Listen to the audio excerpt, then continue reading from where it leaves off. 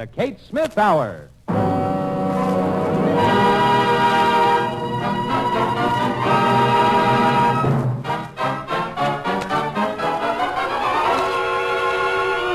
Good evening. This is Ted Collins saying Merry Christmas and starting another Kate Smith Hour on its way to Americans everywhere. Tied up with holly and red ribbons to be opened under your Christmas tree tonight comes our annual Yuletide show divided into packages as follows. The Aldrich Family, comedian Jackie Gleason, Jack Miller and the boys. Now your hostess, Kate Smith. Let's go.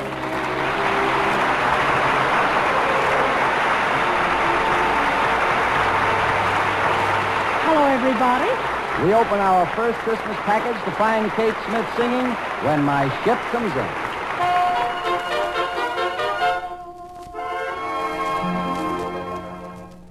I'll buy every ice cream factory so all the kids can come and get it free. And I'll throw all the spinach in the sea when my ship comes in.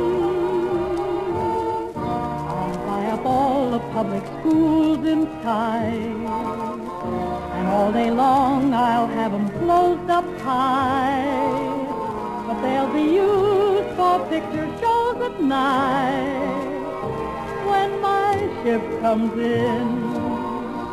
Say I'll buy Barnum and Bailey, and I'll move them right next door. They'll give 2 performances daily for the kids who never saw a show before.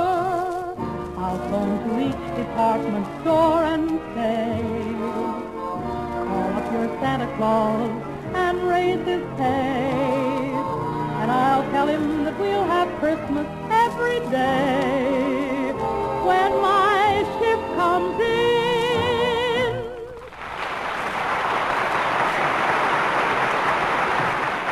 Everybody knows this musical signature.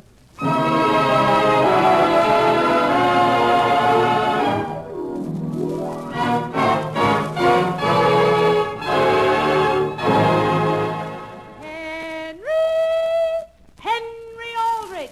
Coming, Mother.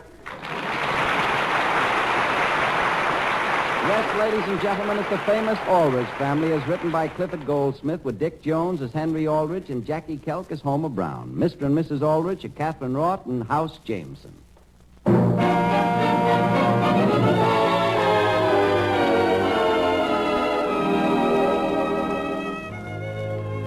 You know, at Christmas time, which is above all else a family celebration, what could be more appropriate than to drop in on the Aldriches and their neighbors as they're led around and around the family circle by teenage Henry? The scene opens at Homer Brown's house, and the time is Christmas afternoon. Now listen, Henry. This wristwatch isn't yours. My father just gave it to me for Christmas. But it's exactly like the one my Aunt Harriet gave me, and I can't find it. Look, couldn't I just borrow yours until I get through our Christmas dinner? Oh, no, Henry.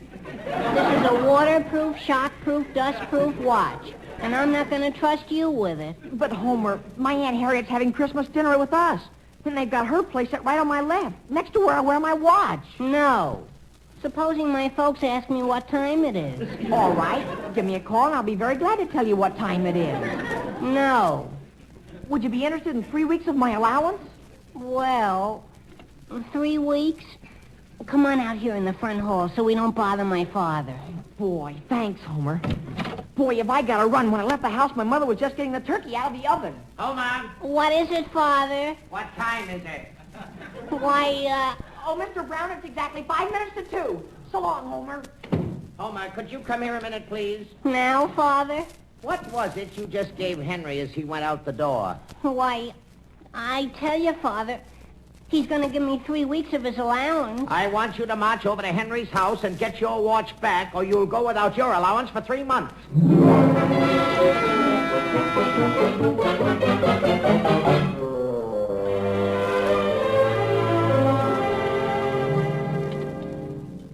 Dad, ask Harriet whether she won't have another piece of turkey. More turkey, Harriet? No, thank you. Where in the world were you able to get turkey? Why, We shot this one, Harriet. It was flying over the house. Henry, is that watch I gave you keeping good time? Oh, yes, Aunt Harriet. It doesn't lose it. It hasn't lost... It's swell. Who could that be at the door? I'll see who it is. Don't you want me to, Mother? No, thank you, Mary. I'm already on the way. Let me see the watch, Henry. Oh, you want to see it? Here it is, Aunt Harriet. Hello there, Homer Brown. How do you do, Mrs. Aldrich? Could I speak to Henry a minute? I'm sorry, but Henry's at dinner. But gee, Mrs. Aldrich, my father says I have to see him. Homer, Henry will be busy all afternoon entertaining his Aunt Harriet. But Mrs. Homer, Aldrich... I'm quite sure anything you have to say can wait until morning. Goodbye, dear, and Merry Christmas. Okay, Mrs. Aldrich. The only thing is... Alice, who is it? Homer Brown, Sam. He never comes over here except when we're eating. Who doesn't, Mother? Homer. Apparently, he has no idea whatever of the time. Oh, Homer? Homer Brown? What's the matter with him? Nothing. Nothing. I'll clear the table, Mother. Mary, you help get the dinner. I'm sure Henry would be glad to clear the table. Oh, yes, Mother. Gee, considering all the swell Christmas presents I got, the least I can do. Put everything on the big kitchen table. Yes, Mother. Hey, Henry. Hey, Henry. Gee whiz, who's that? It's me. Homer, where are you? I'm here behind the refrigerator. Henry, I've got to have my watch. Listen, Homer, you gotta get out of here. But, Henry, Quiet, Homer. My folks will hear you. Henry? Oh, boy. Yes, Mother? Get out, Homer. I've got to go back there. I'm going to wait right here, Henry, till I get my watch. No, Homer. Henry! I was just fixing the dishes carefully, Father. Here I come. Was there something you wanted? I'll take the rest of the things out there if you're going to take that long with each trip. Wait, Mother. I'll take everything in one load. Now, please sit and visit with your Aunt Harriet. You know, I think I'll go up and lie down. What's the matter with you? Why, to tell you the truth, Father, I think I have a fever. Henry, what are you doing? I'm tired. What do you think I found in the kitchen? Listen, Mother, let me explain. I left the burner on under a brand new pan. You did? Is that all? What do you mean, dear? Is that all? Mary? Yes, Mother? How many pieces of pie did you cut out there? 5. Well, I could only find 4. There's one missing. Well, what could that be? That whistle, you mean? Yes, it sounded as though it were right here in this house. I think it came from the cellar. From the cellar, Mary? What's there in the cellar that would whistle? Aunt Harriet, will you have some salt? On my pie? Well, some people like it. Sam, is the hot water heater down in the basement all right? Perhaps I better go down and see. You sit still, Father, and finish your pie. I don't mind going down, Henry. I'm halfway out to the kitchen already. Well, when you get down there, just turn the draft off. Yes, Father. Hey, Homer.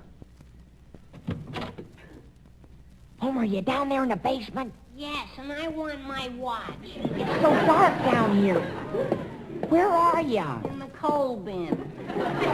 Listen, Homer, do you want to get me into serious trouble? And do you want me to go up and tell your Aunt Harriet that's my watch you have? Please, I beg of you, with all that's decent inside of you, don't go up. Henry! Yes, Father? What are you doing down there? I'm sweeping the cellar. What for? Well, it's something I should have done weeks ago, Father. Quick, Homer, my father's coming. Let me up the You stairs. can't go upstairs. You gotta go in here. In where? In this little room where my father has his workbench. But gee whiz. Okay. Henry! Don't bother to come down, Father. What's the trouble down there? Are you in there, Homer? Yeah. But Henry, you've still got my watch. Henry, may I ask why you're sweeping the cellar while your Aunt Harriet is taking dinner with us? Oh, why, I guess I just didn't stop to think, Father. Who snapped the lock on the door to my workroom? Why, could I have, Father? I've told everyone in this house the key to that lock has been lost and it must not be closed. You mean it can't be opened? Of course it can't until I get a locksmith tomorrow. Oh, boy. Oh, boy. Who said that? I did, Father. Oh, boy, oh, boy, oh, boy.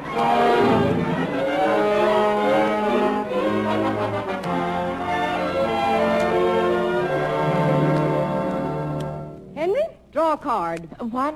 Oh, a card, Aunt Harriet? Either you're going to play gin rummy with me or you're going to stare at the wall, but I want to know which. Yes, Aunt Harriet. I'll draw one. Henry, do you know anything about Homer Brown? Homer? Mr. Brown just phoned again. Homer hasn't been home all afternoon. Is that right? The way this younger generation stays out nowadays. Henry, draw that card. Oh, yes. Sam, is that someone sawing wood? Sawing wood, Alice. Well, well, well. Thought I heard a saw. Henry, you haven't discarded. Oh, no. Well, well, well. What do you mean, well, well, well? Keep quiet.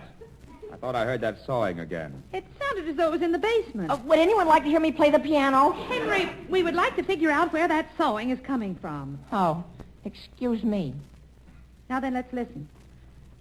Well, You wait. who could that be? Sam, you didn't invite anybody over to spend Christmas Day with us, did you? Not that I remember. I'm going down cellar and see what that is. Who is it, Alice? I don't know, dear, and I won't know until I open this door. Hello, Mrs. Aldrich. Homer! Mother, is that Homer? Henry, I want to talk to you in private. Homer, what on earth do you have on your clothes? Oh, that's just a little coal dust and sawdust. And if you don't mind, I'll go into the living room and wait till Henry's through. Who's coming in here? I am. I've always wanted to learn how to play gin rummy. Now I can. Now listen, Homer. Well, if you want to learn from me, young man, you're too late. I'm going home. You are Aunt Harriet? You really have to? Boy, that's swell. I mean... First, Henry, I want to see your watch. Wait, it's exactly 8 minutes after 5. Take it off. I want to look at it. Off. Off. Henry, are you taking it off? Henry, how would you like to have me take this watch down to the jeweler's and have your monogram put on it? Whose monogram, Henry? Yours? Oh, I don't think you'd like that. How do you know he wouldn't? No, Aunt Harriet, gee whiz. Supposing Henry wanted to change his name sometime. To what, for instance? Oh, where did I put my pocketbook? But, Aunt Harriet, I'll look ridiculous. Henry, having your initials put on there won't make you look ridiculous. No, but it will me. Young man, you aren't jealous of Henry, are you? Oh, no. Why should I be jealous? My goodness, that's strange. Well, What's the matter, Aunt Harriet? I put your watch down on this table while I opened my pocketbook, and now it's gone. It is. So long, Henry. I'm going home. Homer, wait a second. You can't go now. Bye, Henry. Henry, come back here and help me find your watch. That's the oddest thing I've ever seen. What is, Sam? When I was just down in the basement, I tried the door on my workroom, and the entire board the lock was fastened to came right off in my hand. It did, Father? It did. Well, gee whiz, do you suppose it could have been termites? Henry, get down here under the table and look for your watch. Yes, Aunt Harriet. Henry Aldrich, I was just up in the bathroom, and what do you think? What, Mary? I found your brand new watch Aunt Harriet gave you up there. What's that? You couldn't have, Mary. I haven't even been up there. But Aunt Harriet, it's right here. Can you imagine that? Did I leave it? Well, of course, maybe I'm just losing my mind. Mary, may I have that watch 1 minute? Yes, Father. Henry, I'm a little embarrassed to have you show Aunt Harriet how careless you are with a delicate, expensive present such as this. Such as a... Catch it, somebody! Sam Aldrich, what did you drop it for? Oh, boy. Well, and look at it. Oh, you don't have to be embarrassed, Father. Gee, the last watch I got for Christmas only lasted till noon.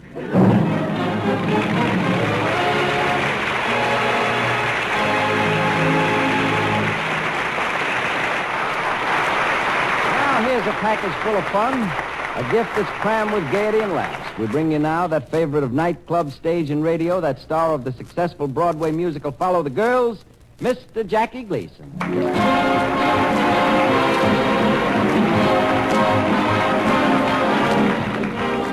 Thank you, and thank you, Ted. Well, Jackie, you certainly have had an interesting career. Would you like to tell us how did you get into show business? Well, I started in nightclubs, Ted. I'll never forget my first nightclub appearance. The orchestra played my entrance music, and on I came.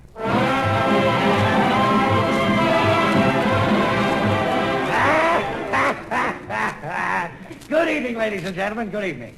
At this time, I would like to do 100 or 200 amazing impersonations. This is a request by someone who I have to request. My first impression will be that of a scene from Charles Lawton's Mutiny on the Bounty. Christian! Come down here, I said! Did you hear me, Christian? I said come down! Ah, come on, Christian, come on.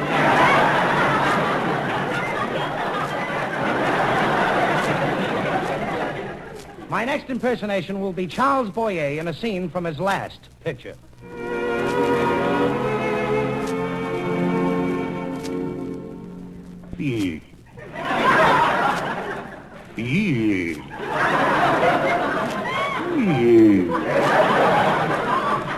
He does that. He's sexy. I do the same thing. I'm a pig.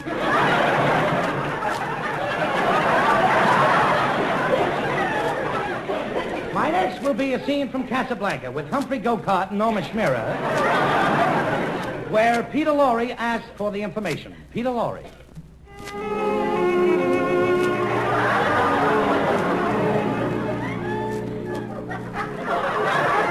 Did you get the information for me, Mr. Miller? You didn't get the information for me, Mr. Miller? You're supposed to get the information for me, Mr. Miller. Now, how do you like that? Bum didn't get the information.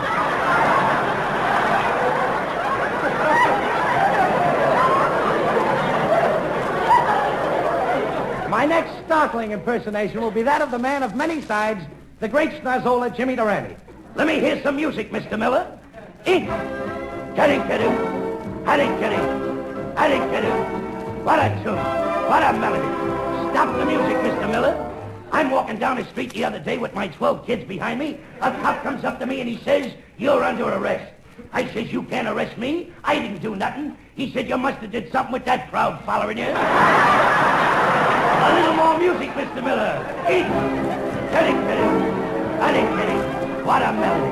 What a tune. Blue, blue, blue, blue. Stop the music, Mr. Miller.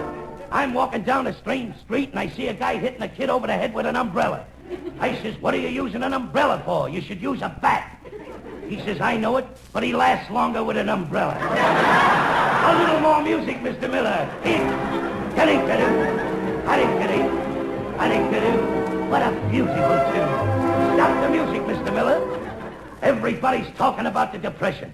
What's a depression? A depression is a dent. What's a dent? A dent is a hole. What's a hole? A hole is nothing. And if you think that I'm going to stand here and talk about nothing, you're out of your mind. But what I want to know is, eat. Kitty, kitty, kitty, kitty, kitty, kitty. Take me home to the boy. That's the tune. What a melody. What a...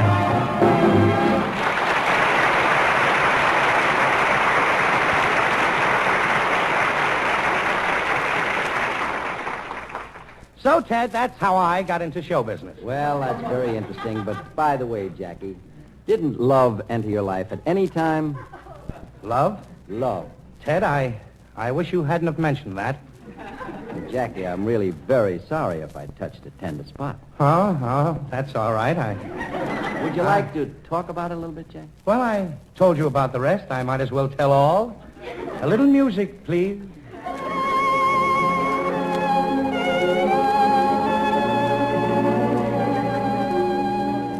It was in the cocktail lounge of Park Avenue's most fashionable restaurant. There she was, standing in the corner. Her lights were on.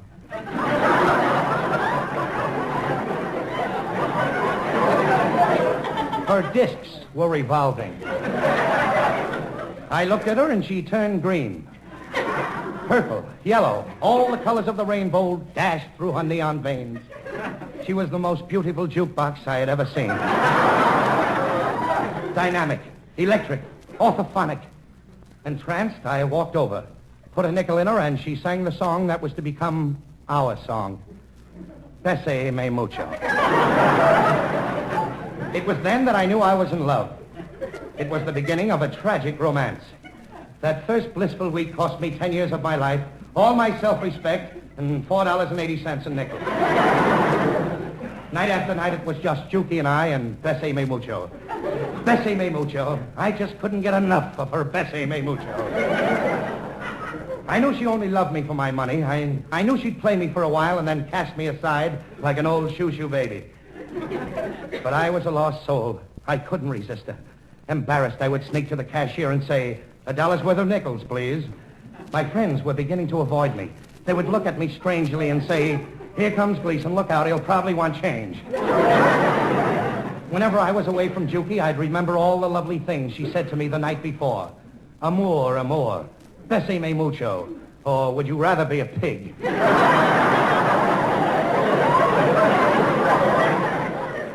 And that tender mad night when she had the hiccups. and kept singing, "It had to be you, it had to be you, it had to be you." Ah, yes. Then, one night I walked in, and there she was with another man. He said he was the repairman. Repairman, huh?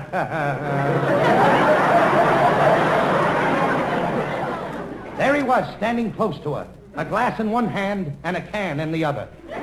They were both getting oiled. After that, she was never quite the same. At first, all she wanted was nickels. But now she wanted dimes and quarters, too. We began to have little arguments. She'd talk back to me. I'd push number 3, and she'd play number 4. I was running out of cash. One night, on my last nickel, I asked her to play Bessie Me Mucho. She lit up and yelled, "Get out of here and get me some money, too." She was giving me the needle. Then one night it happened.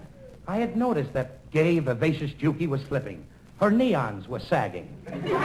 She was getting careless about changing her records. And she was slowing down. As I turned to say goodnight, she said, "I'll be seeing you." I looked at her horrified with my heart pounding. She was tilted.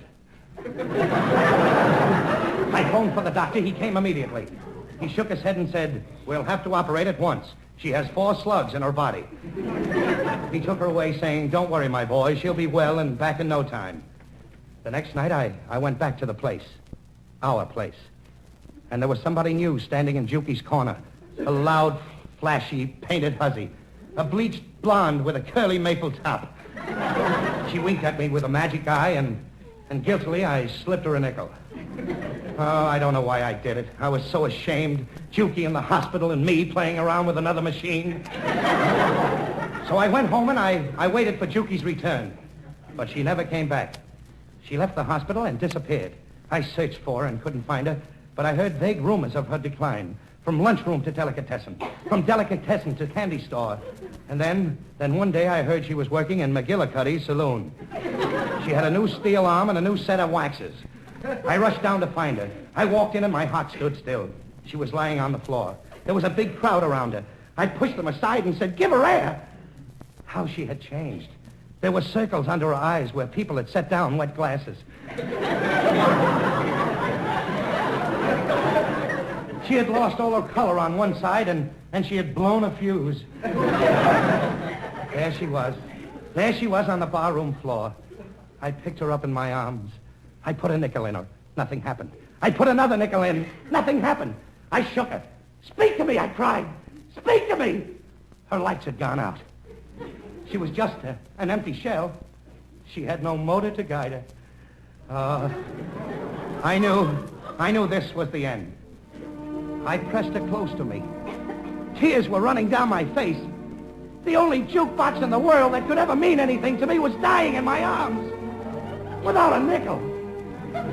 But before she died, I held her close and whispered, "Goodbye, Juki." She smiled tenderly and replied, "Goodbye, Jerky."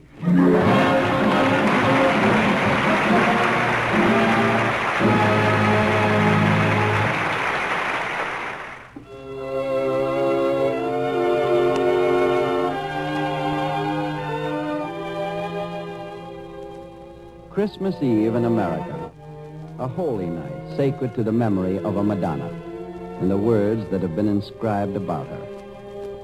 And she brought forth her firstborn son and laid him in a manger, because there was no room for them in the inn. And suddenly there was, with the angel, a multitude of the heavenly host, praising God and saying, "Glory to God in the highest, and on earth, peace, goodwill toward men." A sacred night, and a song sacred to the memory of that Madonna. Kate Smith sings Ave Maria.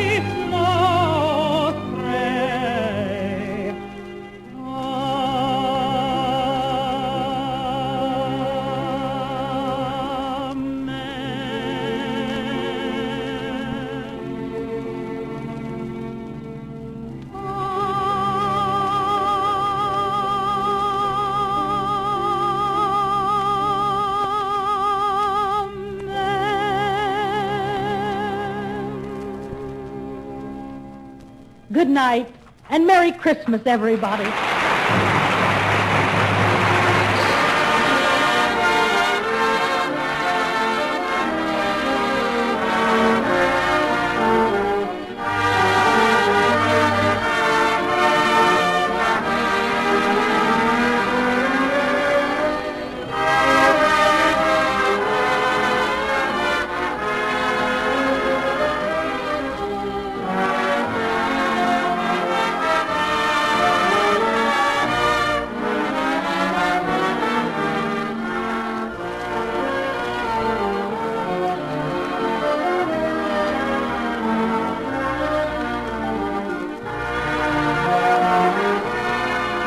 This is the Armed Forces Radio Service.